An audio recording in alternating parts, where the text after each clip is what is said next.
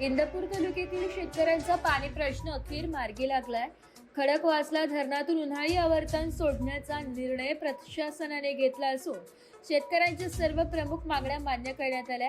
इंदापूर तालुक्यातील शेतकऱ्यांनी खडकवासला कॅनलमधून पाणी मिळावे यासाठी आज पुण्यातील सिंचन भवन येथे जोरदार आंदोलन केलं. या आंदोलनाला मोठा प्रतिसाद मिळालाय. होय, आज इंदापूरच्या शेतकऱ्यांनी पाण्यासाठी निर्णायक लढा उभारला. या आंदोलनानंतर कार्यकारी अभियंता देशमुख यांनी मीडियासमोर महत्त्वाची घोषणा केली.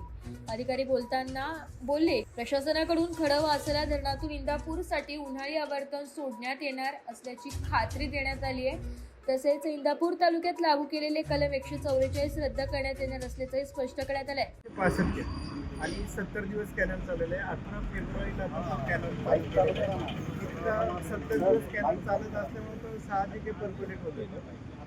बऱ्याच ठिकाणी आता लाईनिंगचं काम चाललंय, भविष्यात पण होणार आहे. सर, पण आता काही शेतकऱ्यांच्या पाणी नाहीये, शेती जळतीये आणि काही शेतकऱ्यांच्या शेतात इतकं पाणी आहे की त्यांचं म्हणजे पिकाचं नुकसान होतंय. मग ही पाण्याचं नियोजन चुकतं की काय?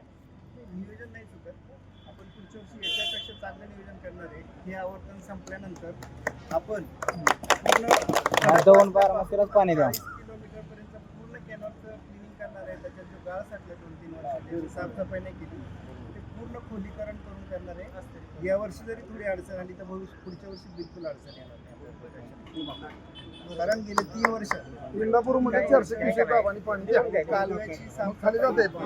2 थेंब दिल्याकडे जाईल खाली कालव्याची कॅपॅसिटी कमी झाली. आणि आता हे आवर्तन संपल्यानंतर जूनमध्ये आम्ही त्या पूर्ण कालवा पूर्ण क्लिनिंग करून त्याची कॅपॅसिटी फसवणूक होती आमची. आमचा अधिकार 420 चा आहे. आम्हाला 400 काय झालं 4च महिने झाले. आम्ही पुढच्या वर्षी 144 वर लावा. पुढच्या वर्षी कुठलीच म्हणजे खारकडे साहेबांना आंदोलन करायची वेळ येणार. याशिवाय पाणी आल्यानंतर शेतकऱ्यांच्या पाईपलाईन तोडल्या जाणार नाही, त्याबाबतही प्रशासनाने मीडियासमोर कबुली दिली आहे.